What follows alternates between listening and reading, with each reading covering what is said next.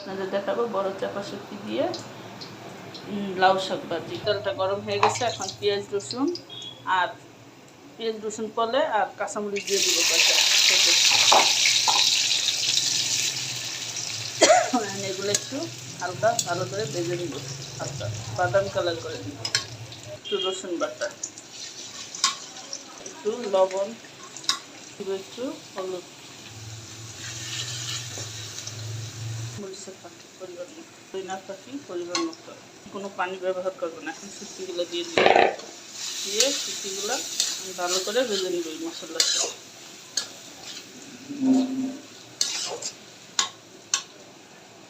আমার শুটকিগুলো ভাজা ভাজা হয়ে গেছে, আর শুটকিগুলো এরকম একটু আস্তা রাখবো। ঢেকে রাখা শাকগুলো দিয়ে দিব। এখন শাকটা নাড়াচাড়া দিয়ে ঢাকনা দিয়ে দিব। শাকটা নাড়াচাড়া দিয়ে দিব, দিয়ে ঢাকনাটা খোলা রাখবো। শাকটা নাড়াচাড়া দিয়ে দিব। এই যে শাকে এখনো পানি আছে, এবারে শাকটা শুটকির সাথে ভাজা ভাজা করে দিব। শুটকির তরকারিটা একবারে ভাজা ভাজা হয়ে গেছে, এখন নামিয়ে নিই। এই যে আমার শুটকির তরকারি হয়ে গেছে। সবাই কমেন্টস করে জানাবেন দেখতে কেমন হয়েছে।